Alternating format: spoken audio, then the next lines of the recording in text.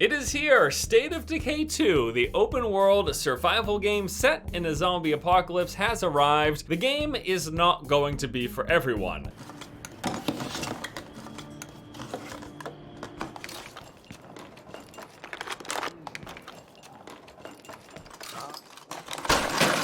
¿Qué muertos?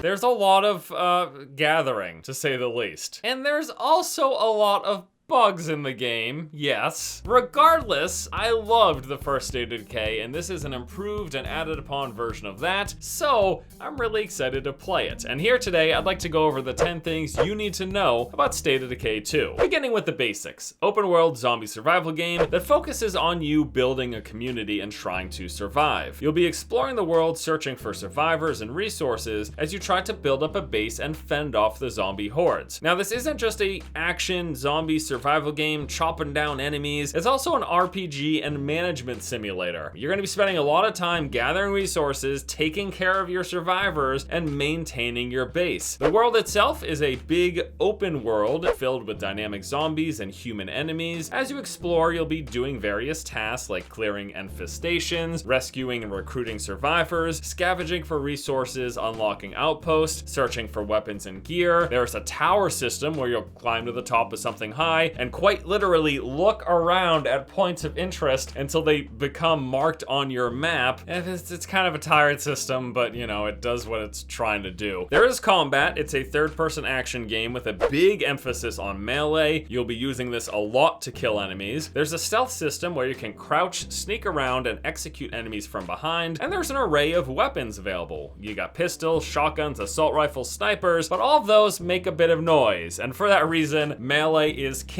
You're gonna be spending most of your time swinging around a cleaver or a pipe or a bat or whatever you happen to get your hands on because it's quiet and it won't draw the attention of other zombies. It's pretty straightforward and basic. There's not a kind of deep and involved combat system. You're not gonna be unlocking a bunch of crazy skills. You can get survivors who are better at combat and more capable, but by and large, swing your melee weapon, shoot a gun every now and then, and that's the combat. One of the primary things you'll be doing is finding characters. Now, you start the game picking from a pair, but you're more of a community of survivors that you have to take care of. Exploring the world, you'll find new survivors and recruit them to your community. Each will have their own traits, skills, attitudes, and moods. As you play them, they'll level up and their skills will be improved. You can swap between any of the community survivors that you have at your base. When a character dies, that's it. They're gone forever. No one's coming back. There ain't no resurrect. And it's not just like you're gonna lose them to, oh, my neck got bit off by a zombie. They can just get sick and die. They could go out scavenging for resources and break their leg. And if you don't have medicine to help them, see you later, Johnny. Thanks for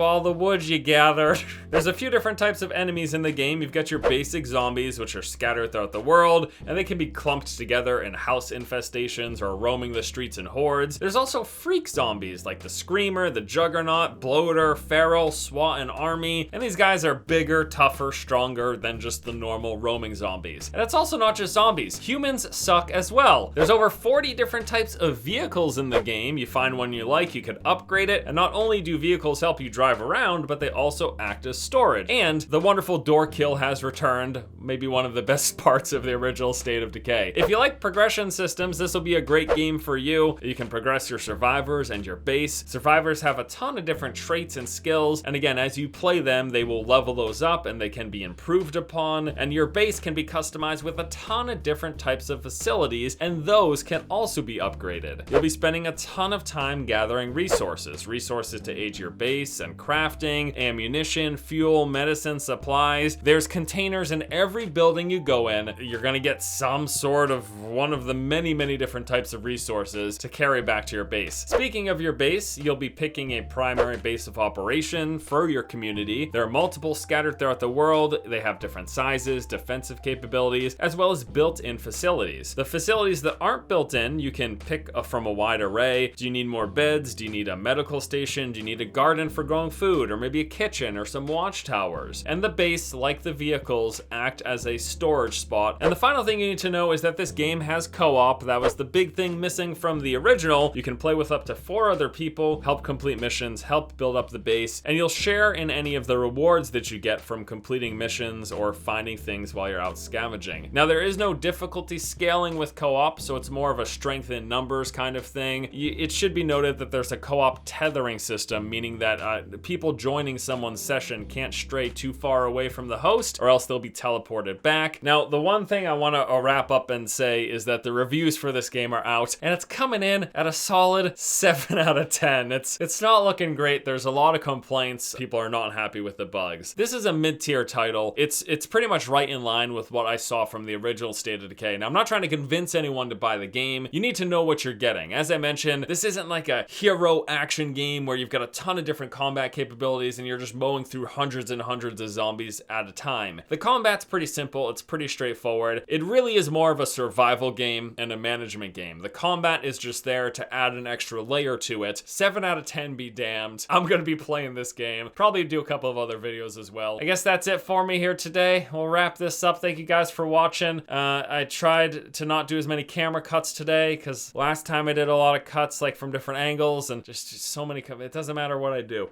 It does not matter what I do. Somebody will complain. Every video, someone's gonna complain that I'm even making a video about State of Decay because it's so buggy. Like, why would you make a video about State of Decay? It's another shitty game. It's like Sea of Thieves all over again. Stop making videos about games no one wants to play, you idiot.